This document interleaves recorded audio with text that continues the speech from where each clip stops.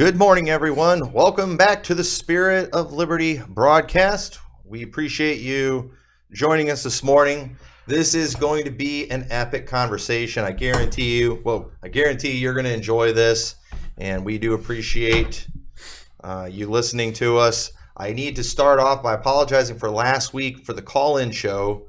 So I use a phone app that way I don't have to give my number out to the whole world, and that phone app just doesn't work right. I had like all these people that were like messaging me, and I didn't notice it during the show, saying they were trying to get through. And then when I got done, all of a sudden, all these missed calls are like showing up on there that were not there while it was in my hand. And so all of you who tried calling in did not get through. We were not ignoring you. This phone app is just junk. So the irony of doing a call-in show in this past Sunday, for the sake of using the app to hide your number. What a tragedy what happened this week. Yeah. My number gets given out on Twitter. Yeah. Yeah. Who gave it out? What's that? Who gave it out? JC Groves. Oh. He shared my number with the whole world, which is fine. The problem is he's got so many haters of mine that follow him. So then, now, it could have just been a coincidence. It could have been a coincidence. He gave my number out, and then at 6:30 in the morning, I get a phone call from some guy, and he's just, and he sounded like he was really drunk. I couldn't understand anything he was saying. And I'm trying to say hello. And so, and it wasn't a random thing. They were trying to get a hold of me, because then I got a text saying, is this Pastor Tommy McMurtry from Liberty Baptist Church? So could have been a coincidence. So here's the thing, though. Was that the only call that you got? Was that the only call that night? Yeah. Well, So you lied then. You said calls, plural. They were saying that you just got the one phone. See, it's not that big of a deal. Well, I was thinking calls and text, probably. Call and text. So it was like from two things, the same guy. Yeah. So they're the victims and you're the bad guy. Oh, I apologize. I apologize for adding an S to the word when explaining what happened. Lying and slander and everything. So JC is the victim in this situation, not me. But anyway, so I don't like getting prank calls, at different times. Back when the homos were going after us, we were getting a lot of prank calls and stuff. My number got out there. I was getting perverted texts sent to me. Back then, too, I got signed up for all kinds of horrible websites with the church email. Thankfully, most of those sites, you have to verify your email. But I kept getting all these notifications to verify my email for these pornographic sites and things. And think about it, they did that to me because they were mad that I thought that they were perverted. Right. And then their response is to do perverted stuff. Yeah. To teach me a lesson for thinking they're perverted. That's all you're doing is telling me I was right. Yeah. But yes, you got to watch it with some of these people out there, like the homos and recovering fundamentalists. If you stand up to them, they'll put your personal information out there. They'll do whatever they can to just, cause you grief. And it's pretty sad, but that's the world we live in. And I have Nathan Cravet's number. I should share that and then just take it down 5 minutes later and then apologize. Is that what he did? Yeah. Yeah, after he got called out for sharing my number, then he took it down. I don't think he did it with malicious intention for the specific purpose of sharing. Well, he should have known, because he knows how famous he is. Yeah, he should have known. When you're that famous, he's a you've got millions of followers. Yeah, everybody's going to see it. You're so humble.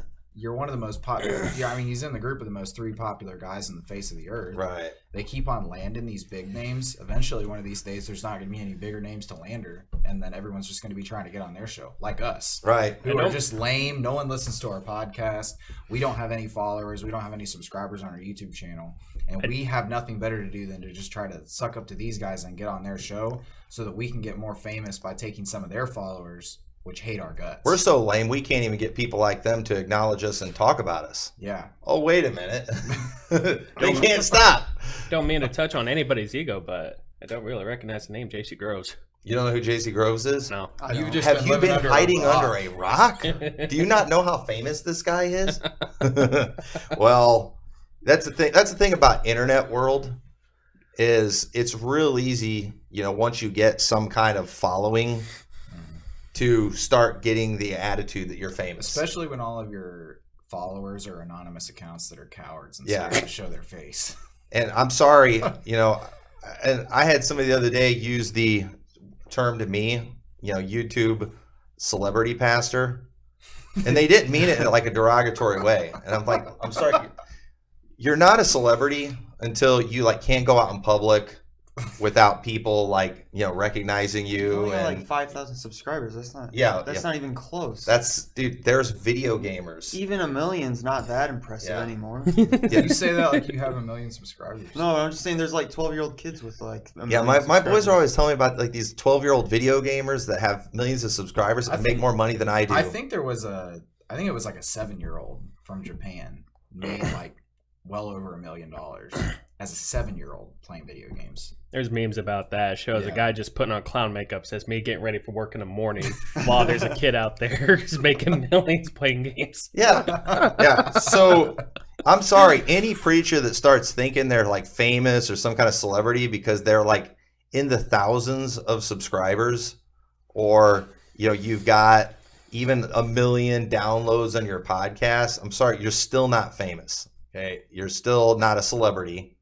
You've just found a group of admirers to lift you up and make you think you're something great, and you need to get over yourself. I'm sorry, but narcissism is a word we hear all the time now, and I think the social media, age that we live in, it's given people that feeling that they're a celebrity because they get some attention from different places, and it's really made people really weird and crazy and full of themselves. Its pride is just off the charts in this world that we live in today. But not trying to be humble, but I don't even have to try to be humble to say I'm not famous. Okay, yeah, I'm on the twit heads. They all got excited too when they found out that I'm like on UrbanDictionary.com or the You're on Real Life Villains. Yeah, I'm on Real Life Yeah. Villains. I'm on Southern Poverty Law Center's list.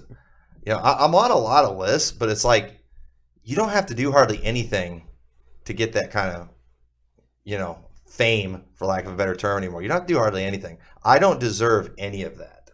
I'll be the first to admit it. So I'm not going to go around parading myself as something. But anyway, we're going to get into our subject. We're probably going to spend at least 2, maybe 3 weeks on this subject. We're going to talk about, we titled it today, Prophecy Wars. And what made me think about this is, I want to talk about the conflict in the theological world, specifically in the Baptist world, over eschatology. It has been an ugly battle, you could say, over this very subject. And, and I've learned a lot in the last several years, having, being somebody on the post-trib side that has, I guess, given me some insight into why it's such a big deal. Because when I became post-trib, I really didn't think it was going to be that big of a deal. I didn't think people would care that much, but yet people kind of went nuts over the whole thing. Mm-hmm. And I think I understand why. I get it. I understand why they were concerned. But here we are. It's been about almost 7 years now, I think, since I went post-trib. And I think I have some pretty good insight as to the whys. And I think we can see, too, how I think there is a changing attitude towards this because people are kind of starting to see some of the proof, and I guess you can even say the fruit of this. And so the first thing that I want to talk about is I think the biggest reason there was so much hostility towards this idea of people believing in a post-trib rapture being in the IFB world is because of the fact that they feared the fruit of it. Mm-hmm. That was the biggest thing. People kept telling me, you don't realize where this leads. You don't realize this road that you're going down. Any of you guys ever hear anything like that? Rob you of the blessed hope. Right. That was a direct quote from is it David Cloud? Is that what his name Robbing is? you of the blessed hope. Yeah. Right. And well, yeah, and that's an example of dumb things they said Yeah, it's ridiculous. to try to act like we don't even believe in the rapture. Yeah. Yeah, and we took away their blessed hope. I heard a preacher say that, you're taking away my blessed hope. Oh. It's like, really? I don't really see how that's taking away your blessed hope. But let's put this in perspective. You know, you've got your pre-mid, and post-trib positions out there. So we're talking about all of us believe in the return of Christ. Mm. We all believe in a resurrection of the dead. Yeah. But we have a timing difference of about 7 years on something that was prophesied 2,000 years ago that they were expecting in their day. So, except Peter, and I'm not going to go to that. Peter wasn't expecting it to come in his day. You know, but at the same time, I do believe some of the other ones did. And if you're wondering why Peter didn't expect it in his day, it's because it was prophesied to him that he was going to be martyred. And he references that in one of his epistles. I'm not going to go into that right now, but either way you look at it, they was thinking it would come in their day. So that tells me what we see written in the scriptures, you know, doesn't give a clear indication of the time. In fact, it says no man knows the day or the hour. So when it comes to how events play out in the end, there's a difference. Some believe in a tribulation or pre-tribulation, some post. And a lot of it comes down to differences in how we define tribulation, how we define the wrath of God. But people literally lose their minds over somebody being different. Yeah, well, I personally think it has a lot to do with misplaced priorities on certain doctrines, and one of those being the Jews specifically. Because to us, we can sit down and talk about, it's literally just a difference of, you know, for us, 3.5 years. With them, some people out there might be 7. But the thing is, if you're having such a big deal over just 3.5 years, I think the truth is that you're not just worried about the years. I think you're worried about other stuff too. And I think the Jews is one of those big things, because epidemic that's taken over Baptist churches over the past, 70 years or so since Israel became a nation again is just this Jew worship like crazy. And their doctrine builds around a lot of that stuff and their practice and everything that they do. So when we take that away, they basically have the tribulation set up just for the Jews, and that's a big deal to them. And so for us, and that's the one thing. So what I want to talk about today are the things, I guess you could say the prophecies that were prophesied towards me of what was going to happen if I went post-trib. Because in the IFB world, anytime there's a change, no matter how slight, the main reason for the freak out is they're thinking, where is it going to go? What's the direction? And that's a legitimate concern, because what do we normally see today when people get away from anything IFB? They see them going, skinny jeans, purple lights, all that kind of stuff. And so they get very scared when there's any kind of change, and that's legit. And there is a fruit of dumping your King James. There is a fruit, of bringing in the contemporary Christian music. There's some things that we expect to see and seem like we always see. And it was the same thing too with the post-trib. Like, if you go post-trib, this is what's going to happen to you. This is where you're going to go. And the one area, and I don't really want to spend a lot of time on this, the one area that they feared that is legit is your position on Israel. And that is true. When you go post-trib, chances are you're going to change your position on Israel. You're probably you're probably going to stop worshiping the Jews. You're probably going to stop calling them the chosen people. You're probably going to stop thinking that Jesus is just going to save all of them whether they want to or not when he returns to slaughter everybody else. It is going to lead you away from that. It's going to lead you away towards a lot of the foolishness and dispensationalism. You're probably not going to believe, and most pre-tribbers don't believe in multiple gospels, but you're definitely not going to believe that kind of stuff. No, you won't. If you get away from that. Most people that have gone to the multiple gospels, I don't think they really wanted to do that, but that's what they had to do to preserve their pre-trib position. Right. Which goes back to misplaced priorities. Right. What's more important, salvation by faith alone, or Jesus coming back before the tribulation comes? I mean, that's bizarre. Right. So, yeah, that's crazy. Yeah. So let's talk about some of the other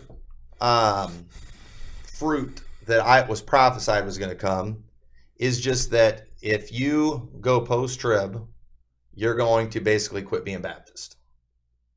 And then usually what they would do is they would talk about people from the 70s. And in the 70s, apparently there was some kind of movement back then, and a lot of those people left the Baptist world. And I don't know, I wasn't around back then, but the thing is, I do think it's probably very possible that one of the reasons that could have happened is because back then fellowships they had a lot more control over their people because they had all the platforms. You know, they had the newspapers that, you know, it was all the big organizations that had the radio, all those things. And so if you didn't go along with the party line on things, it was real easy to just kind of silence you. And so there could have been a lot of other Baptists that felt that way back then, but we would never know who they are. Yeah, they weren't going to preach at any of the conferences. They're not going to be written up in any papers. They're not going to have the big names to put anything out. So we're not going to know who those people are. Now, because of the internet, it's possible for anyone to have a voice and to get it out there, where it wasn't like that back then. So we'll never really know for sure what it was like from church to church. But the thing is, I'm not seeing people today that are changing their eschatology dumping the name Baptist. No. You know, I was told I'm going to go liberal as a result of this. But do you think that had a lot to do with a lot of post-trib people being liberal? Because one thing that I've noticed about a lot of this stuff, like interacting with a lot of those people on the recovering fundamentalists, like Twitter and everything, a lot of those guys are post-trib. And they'll like post clips of guys preaching pre-trib stuff. Like if they posted the clip of Tony Hudson doing any mid-tribbers in here, right? You know, and going off on that little rant. There were a lot of people down there. Well, a lot of the like the you know, reform types, they're not pre-trib, but a lot of them are amillennial. A lot of them don't even believe in a rapture. Right. So they make fun of the pre-trib position a lot, but they don't. You know, they have more of a bringing in the kingdom type. Yeah, they've got or probably more of a either like an amillennial or a post-millennial position. Most of them are not real dogmatic on anything end times, and it's because they try to follow these reformers that were, you know, all off back in the day. They, you know, the reformers couldn't see how what was, you know, specified in Revelation could ever happen. Yeah. Now we can see it perfectly today. But the reformers, they couldn't. And so these guys who get all their doctrine from those guys, they don't know what to do because they can't think for themselves. They can't read their Bible and come to any kind of conclusion. So it's rare you see that crowd take a strong position on anything when it comes to eschatology. But they do make fun of the pre-trib just because there's so much dumb stuff that's preached with that. And so it's a real easy target. But yeah, so a lot of the people who, you know, mock the pre-trib, they are these liberals, and so that's why they think you're going to go that way. But you know, in the 7 years that I've been post-trib, just in that 7 years, I'm seeing a lot of these IFB people going more liberal and away from where they used to be. Yeah, and I kind of see post-trib people still holding the line on these areas that they've just, you know, given up on. Right. And so, you know, so the fruit that they were worried about, I'm seeing more of it with their crowd than our crowd. Because I mean, you go back and you listen to, you know, preaching from 20, 30 years ago in your 100%. Typical IFB church, especially when it comes to things like the Sodomites. Yeah. And who does it sound more like? Yeah. Does it sound like our crowd? Does it sound like the post-trib guys?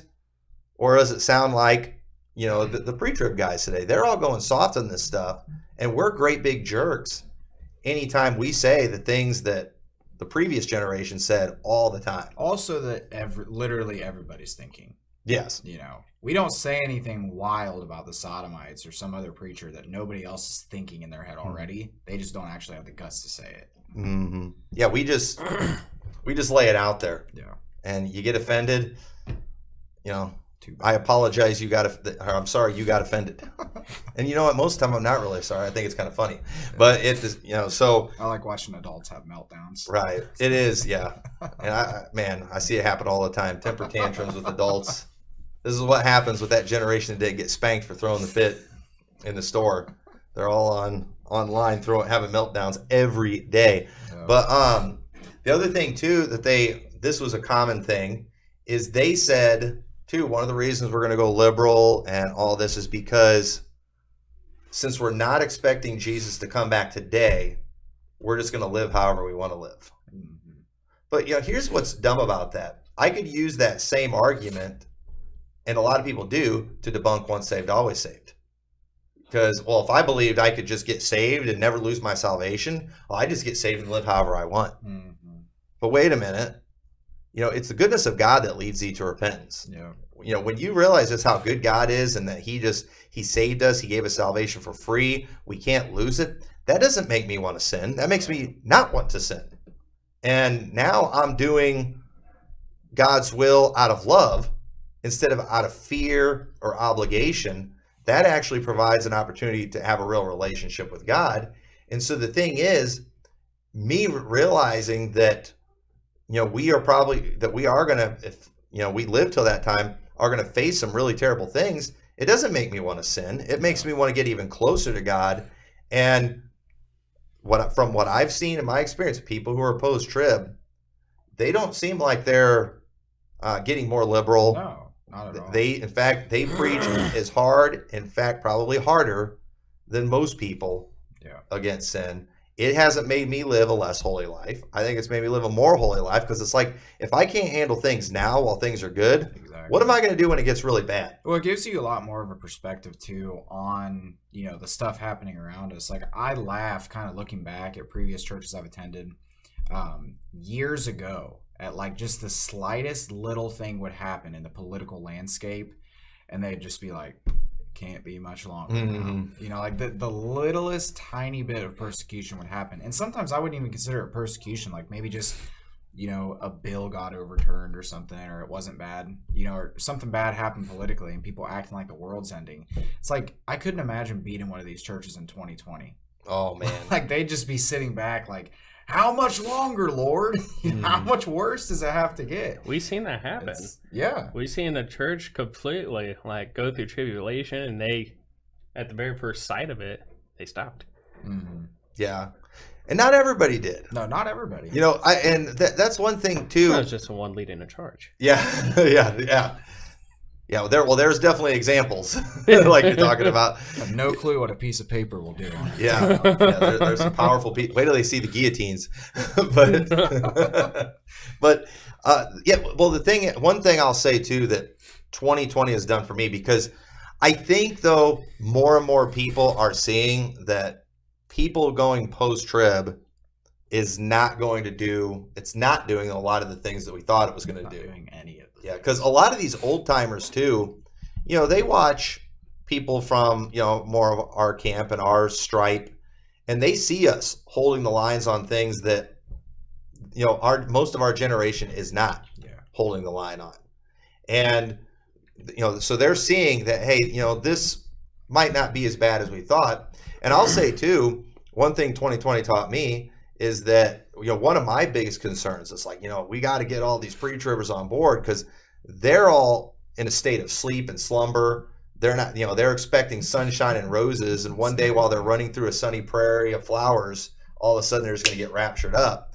And they're not ready. But the thing is, 2020 showed me that when persecution and tribulation comes, the good guys are going to stand up. They're going to do the right thing. And I did see a lot of very good, things, from our pre-trib brothers throughout 2020 that made me feel a lot better. Especially just here in the state of Illinois. Mm-hmm. I mean, there's people, just the example in Chicago, the pastor that wants nothing to do with us or nothing to do with our church, specifically because of all of our positions anyways, and he's very, pre-trib. But I can at least appreciate the fact that while him believing all of those things, he still stood up for the things that he was believing in, and he still was making an effort to try to make things better for him and better for his family and for his church, and looking towards the future too. Not like these stupid attitudes that you hear sometimes of like, hey, let's run up the credit cards and run up this, and who cares because Jesus is coming back tomorrow. Right. You know, actually making sure he's laying a good foundation for the future. So I can appreciate that. Yeah. You know? Yeah. So, I mean, yeah. You know, so some people still don't like us, but they're still standing up for what they believe in. And they, you know, so, I mean, yeah, obviously I'd like it if everybody got their head screwed on straight with this stuff, but I'm not as worried about them as I used to be. And so, you know, it's one of those things where, you know, I'm not, you know, I don't feel the need to be hostile towards those who are different in eschatology. And they have felt the need to be hostile, but a lot of it is because of all these things. They feared this is going to be the fruit. This is what's going to happen. You're going to go this direction. You're going to go liberal. You're just going to just think, well, I'll get my act together as soon as we go into tribulation, and all that's just a dumb attitude. And that doesn't happen. I've not seen any evidence of that happening. Anybody I've ever seen, whenever they come around on this subject, I think it causes them to take their Christianity and the Bible more serious. Yeah. And I've seen the opposite effect of what they said was going to happen. And I think more and more people are going to realize that. And I think we will, as time goes on, there will be less hostility. But at the same time, I think they're just kind of, I don't even know how you picture it, like a dog kind of sniffing around, not sure exactly what's happening. They're just getting a little closer by the day. Because I think at first it was really alarming, you know, like after the tribulation came out, and then a bunch of people are perplexed because all of a sudden their doctrine is being attacked. They see people going that direction, and then they don't really know where that direction is going to lead. And the truth is, I think that, you know, every single part of the Bible is important, and every single doctrine that the Bible teaches is important, and that people preach is important. But I think that people thought that post-trib and pre-trib was a way bigger deal than it actually needed to be. You know, it made it way bigger of a deal. And I think we're starting to see some of that today. Yeah. Of realizing that, you know, this isn't that big of a deal. There's plenty of good people that are post-trib. There's plenty of good people that are pre-trib. You know. Exactly. And yeah, so next week, what I want to do next week is I want to talk about why it got so hostile and why it has been so hostile. So there have been reasons, because there have been shots fired, you know, on both sides. And I think it's really interesting when you look at the kind of the history of what started it all and what made it get so ugly. And that's a history that I, you know, happen to have just found myself in the middle of, in which I was talking to my wife about this last night. I said, you know, I don't understand it, because it's like a pastor, a small church in a small town, you know, and yet I magically always find myself, you know, getting in the middle of major battles. I think it's just without even trying. You're friends with a lot of people, and you speak up on a lot of stuff. Well, here's the thing. When I got in the middle of the prophecy wars, I had less than 100 subscribers on YouTube. Our church ran about 40. All I did was I preached a few sermons in our church and put it on YouTube. None of them even had 100 views. And word got out, and Keith Gomez had to have a conference to put a stop to all this. So the thing is, I think the reason I find myself in the middle of these things all the time, I'm not somebody that like necessarily goes and tries to make waves or anything like that, but I'm vocal about what I believe. Yeah. I'm not apologetic about it. I put it out there. And then when people try to intimidate me, and that happens in the IFB, you do have a pre-trib mafia out there. When bullies try to intimidate me, I always stand up to them. I don't back down with bullies. My dad taught me, you know, you face the bully, and they always turn out to be cowards.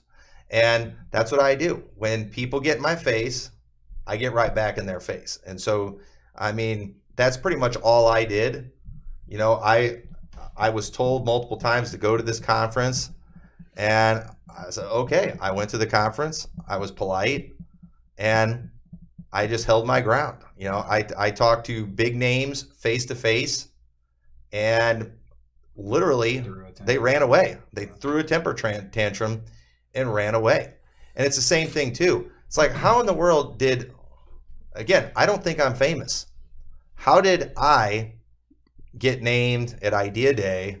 You know, you got these recovering fundamentalists that are out there. People are talking about them all over the place.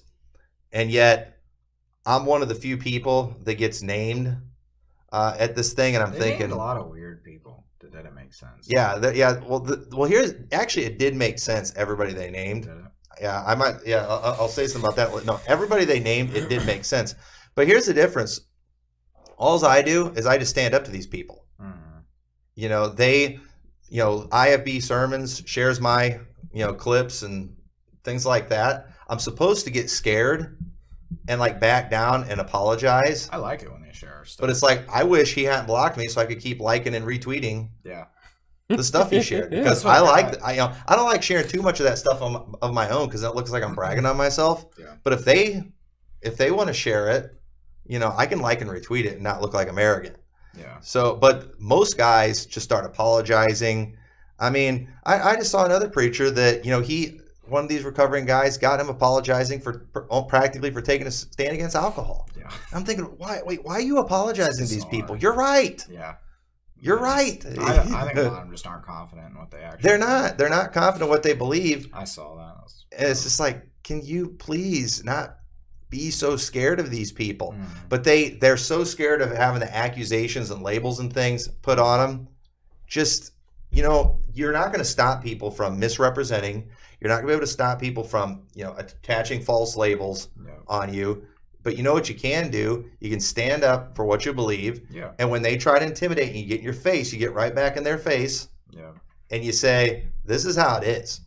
And it's amazing how many people they continue to, I want to talk to this guy. I want to exchange information with him. I sent him my phone number. Let's talk. Oh, we'll have you come on, we'll have you come on our show.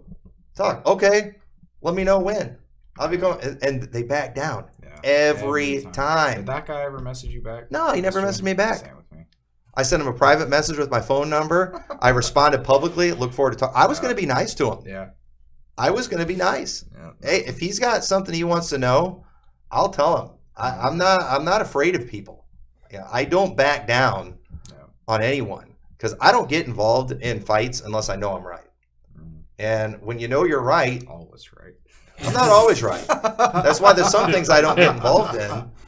But when I know I'm right, bring it. Yeah. Bring it. Put me on any platform. Put me on any stage.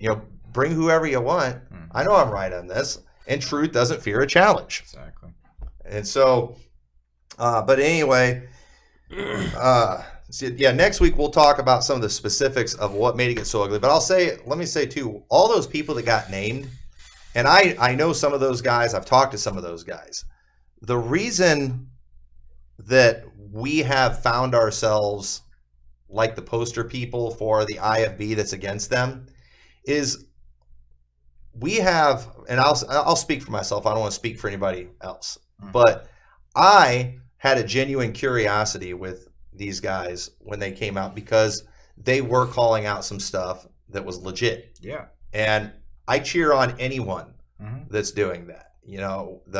Whether it's recovering guys, even the Preacher Boys guy, I like some of the stuff that he's exposing. Yeah, I do too. And so, I was genuinely curious. But then, first time I ever talked to Nathan, I talked about this.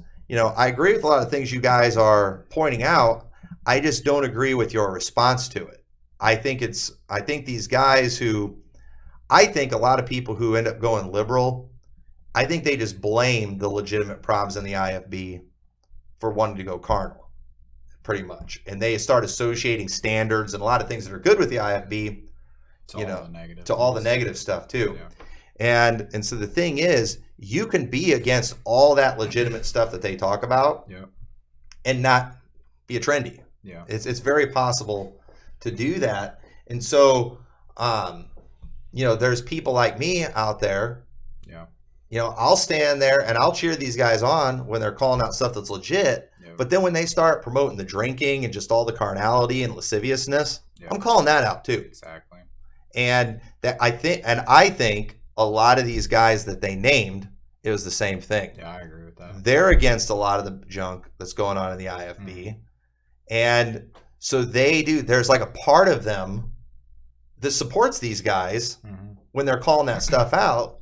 But then there's also a sadness and sorrow when you see that these guys are really messed up. Well, I think that in a lot of areas. Yeah, I think the thing that I hate the most about it is the legitimate things that they call out and the legitimate problems that they deal with. But then I hate the path that they're being led down by them. Like, it's like, let's talk about all the, just think about the irony in this. Talking about all the perverted scandals in the IFB and how wicked they are, and then pointing people and telling them that drinking alcohol is okay. Yeah. Like, put up all these safeguards in your life, but go home and crack open a beer. It's like, how counterproductive is that? Right. That's bizarre to me. And yeah, so your response to all this wickedness is to go look like a hipster, go drinking, be like so liberal you have women in your church up speaking, using the Lord's name in vain. Yeah. I don't know if you saw that or not. But it's the carnality is off the charts with these people. And it's like, this is not the correct response. No. But understand though, these guys, who are these kind of troublers of the IFB, they are what a lot of people thought we were going to be when we got away from the pre-trib. Yeah. Where they're at, that's where they saw us ending up. Yeah. But at the same time, all these preachers, they thought I was going to be one of these hipster skinny jean types. But yet, at the same time, here we are, I'm one of the poster people that are against them. Yeah. And where are all of you? Right. Where's all these big names? The big names will go and they'll take little digs here and there at the big conferences to get a bunch of amens out of the people in the pews, but they're not really doing anything. Yeah. And you know what? I'm just going to, just say this right here too. Okay, I'm not stupid, all right? I'm very socially aware. There's a lot of old IFBers that enjoy me going at the trendies. They cheer me on going after the trendies.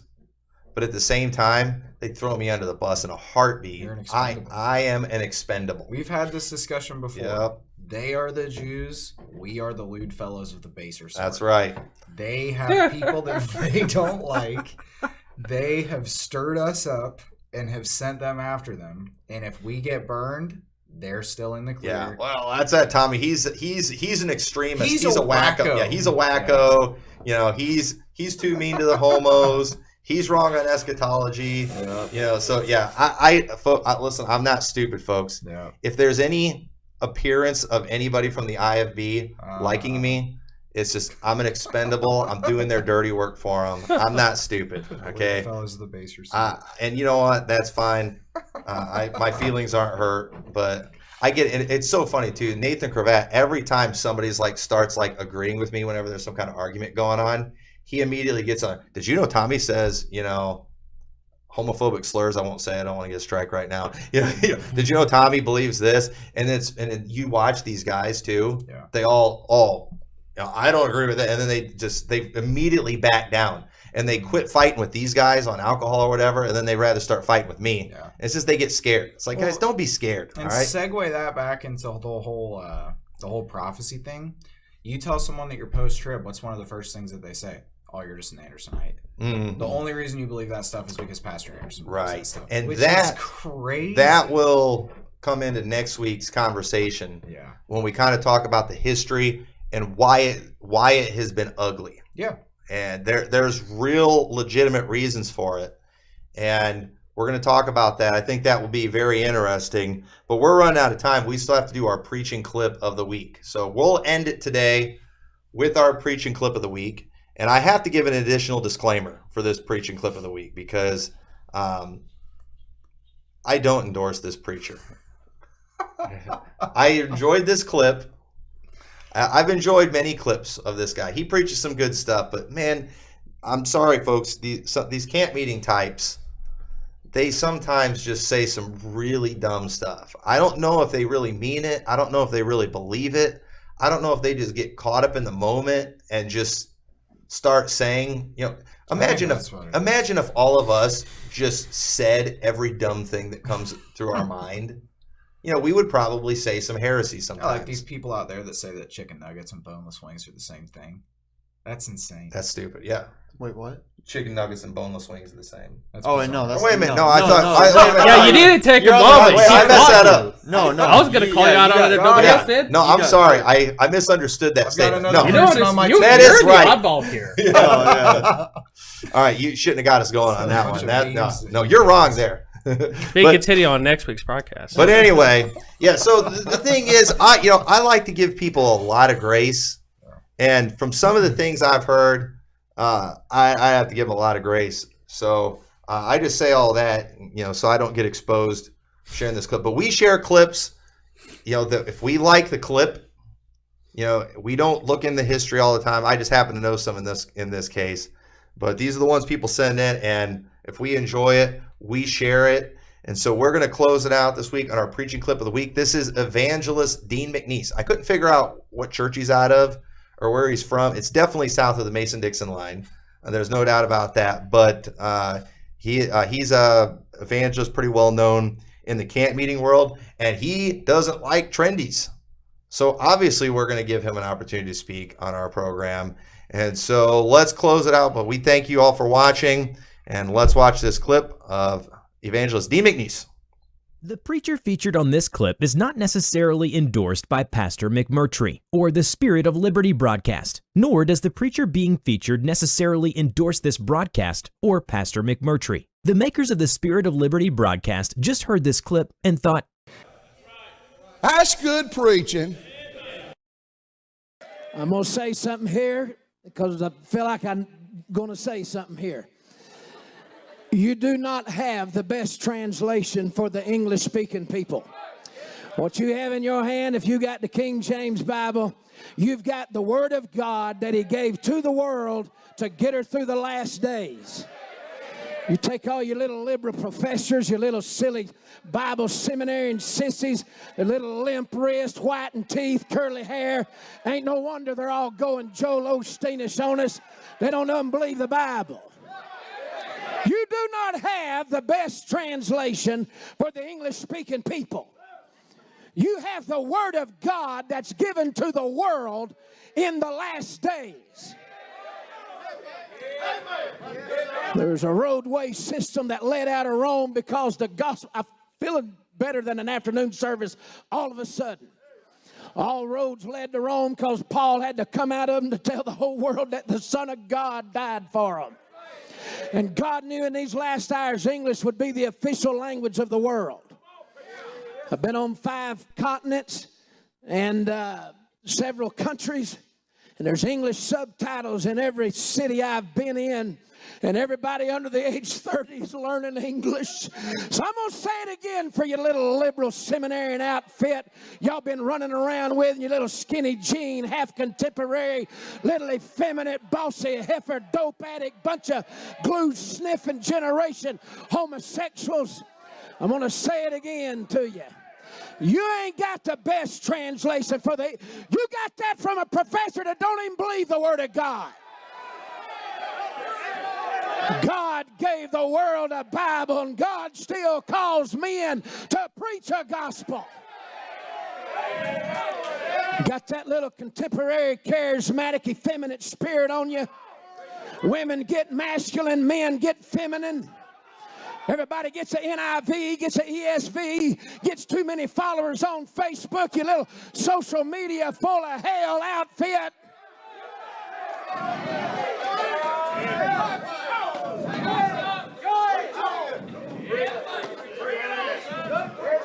It's the Word of God.